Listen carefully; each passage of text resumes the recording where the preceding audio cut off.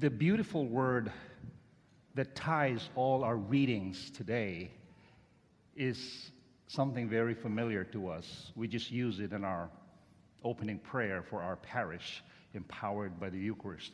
And that word is stewardship. Stewardship. We hear this word a lot of times. Even governments now use this word. Become good stewards of the resources that we have. So the first reading is from the prophet Amos. Prophet Amos was the prophet of social justice. 750 years before Christ, Israel experienced great prosperity. Business was flourishing, everything. There was no war, no conflict. Everybody was making good money. On the other hand, there were also so many poor people at that time, but there were really those that are really filthy rich. And so Amos reminded them that although you are materially blessed, you are spiritually corrupt. You are spiritually bankrupt. So the rich people at that time, they couldn't wait until the Sabbath is over. And even the days around the new moon, those are sacred days for them. The Sabbath and the new moon days, they are very, very sacred to them. They have to stop and pray, do fasting, and rest. But then these rich people couldn't wait. They said, when will this over? When will this be over? We can't wait until this is over. Why? Because we have to go back to business. That is something more important to us. Making money is more important to us. And so Amos, the prophet, reminded them that what you have, what we are blessed with, belongs to God. All that you see belongs to God. Do not forget that. You have to acknowledge that everything belongs with God. And we have to be good stewards of what God has given us. Our second reading is from St. Paul to his letter to Timothy. And he reminded Timothy, who was a community leader at that time, or what is equivalent to a bishop at our time, he reminded him, a very young bishop, he said, Timothy, you have to remind people that we should be good stewards of the gospel of the Lord Jesus Christ. That we have to bring them to the knowledge of truth. And that Jesus really is our Savior, and everything belongs to Him. And of course, our gospel of today is a very difficult gospel because it talks about the dishonest steward. Of course, this steward was entrusted by the master, meaning God, with everything to manage his property. But then he screwed up. He made mistakes. And here Jesus teaches us what it means to be a good steward of what God has given us. Stewardship biblically is understood as the utilization and the management of everything that God has provided for the glory of God and the betterment of His creation. So it is the responsible utilization and management of everything that God has given us for His honor and glory and for the betterment of His creation. And we can see that all throughout the Bible, even from the beginning, Adam was put by God in his garden of paradise to take care of it, to take care of my property, of my garden of paradise. And even through Moses, God would remind His people that to the Lord your God belong the heavens, and even the highest heavens, and everything in it. And again, He would remind Moses before they entered the promised land, although Moses was not able to enter the promised land, but He reminded Moses that once the people, my people, take possession of the land, no land shall be sold permanently. This is in, I think, Leviticus. No land shall be sold permanently because the land is mine and you are but aliens and my tenants. Book of Psalms 24 would say, the earth is the Lord's and everything in it, the world and all who live in it. Last Friday, if you were at church, Again, the reading was from St. Paul's letter to Timothy, chapter 6. He would remind Timothy that we brought nothing into this world, and we will leave this world bringing with us nothing. And that's true. That is self-evident truth. When we were born, we didn't bring anything. I didn't have $100 bills on my hand when I was born. None of us can say, I brought something. And none of us can really go and leave this world bringing anything, because everything belongs to God. And so today, we are reminded that Jesus teaches us how to understand stewardship.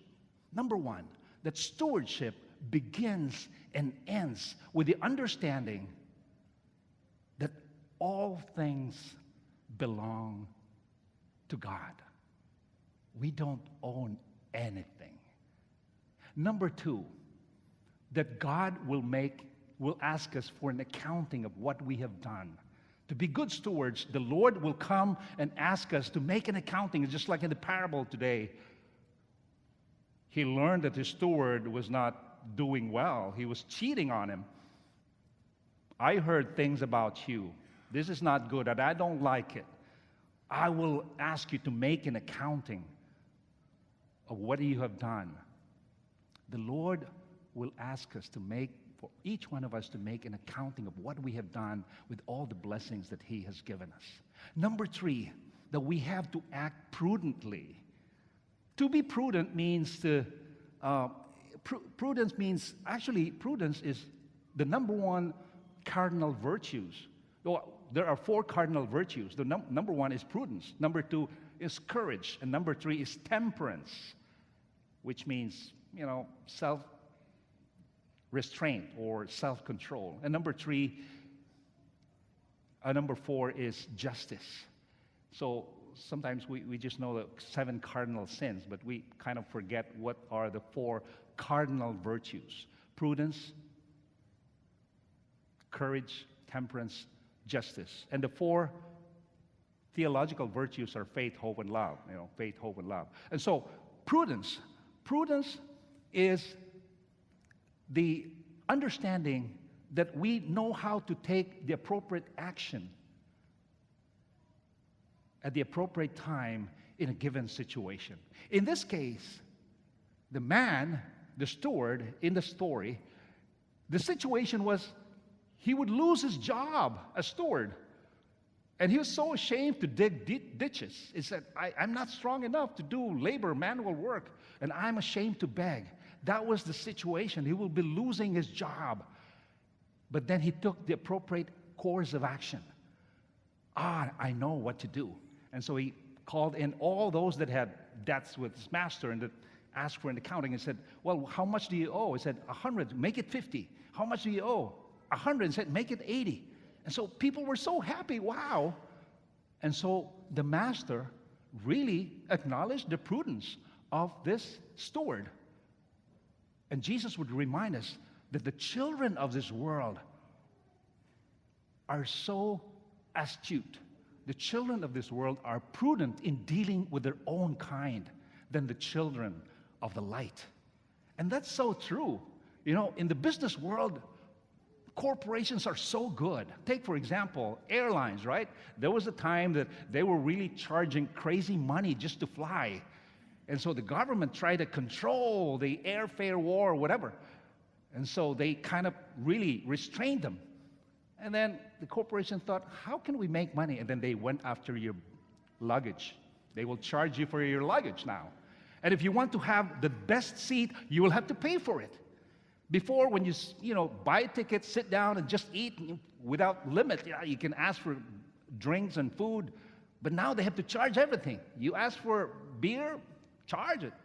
That's why I can't drink beer. I have to pay. Yeah, so don't be surprised that they will charge you for the armrest later on. Or to use the bathroom, you will pay. Because they're so good. They can go around. Maybe later on they will charge us for the air that we breathe inside the cabin. They're so good. Free shipping, Amazon, they do all these things. Cameras, cell phones with cameras. Used to be that cell phone, just have for talking and texting, but now they put cameras because The corporations know, people know how to really entice people to buy. So they put cameras there so you can, because everybody loves selfies. And now they don't put one, no, not one, not two, but 3 cameras. Apple has 3 cameras, and it's become now a camera company. So they are so good, they're so astute, they're so prudent in dealing with their own kind. Even in ordinary life, you see people really they are so shrewd. They're so smart in how to make money, how to make a profit, how to gain and how to obtain their goals, their objectives in life. There's a little story about this. A single man was so sad because his dad was diagnosed with a terminal illness. His dad will pass away within the year. He was so sad, but then he was ecstatic to know that although his dad looked so simple, he's very frugal, he didn't know. His lawyer told him that you are going to inherit a big sum amount of money from your dad and properties besides. And so he was excited about it. And then he thought, well, if I have all these money, I want to share it with someone. And so he thought of having a wife.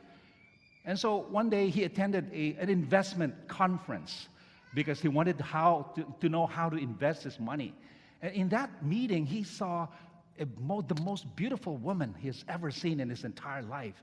And he was so enamored by her and he wanted to talk to her. So after the meeting, he went and approached her and said, "Hey, miss, I look very ordinary to you because I'm a very simple man, but you really don't know that, I will be inheriting $20 million from my dad, and my dad is dying very soon. So, can we meet up and just, talk?" And the woman was so impressed, and she asked for his business card and some information, and 3 days later, she became his stepmother.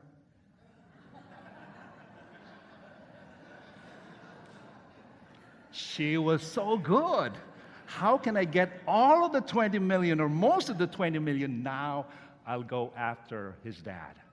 So people of this world are so good in making profits, making money. We are also challenged as people of God. How can we grow our faith? How can we grow our faith? How can we be good stewards of what God has given us? Our faith is a gift from God. How can we grow it? Really? And that is the challenge every single day. And Jesus wants us to know that we don't have to start big. We just have to take small steps in life. And he says, those who can be trusted with small things can be trusted with bigger things. We have to take small steps in life. How can I grow my faith? Is attending Mass enough for me? People in the business, they're so good. They won't sleep until they reach their goals. And there's so many stories of great people in business and how they really can grow their money and their profits. Jesus wants us to do the same, to really imitate the passion, the shrewdness, the prudence, and the astuteness of the people of this world. Because he says, the children of this world are so prudent in dealing with their own generation, with their own kind, than with the children of the light. So how can we grow our faith? How can we grow our community here? We know we're good. We're doing a lot of good things, but is that enough? We can still do more. We set goals. Our parish has many goals, very beautiful goals. We have core values. How can we participate? How can we be an active participant in the growing of our faith community? And so once again, Jesus reminds us that we are stewards of his creation. We are here to grow his love, to grow his mercy, his compassion, and to grow the faith that we all have received from him.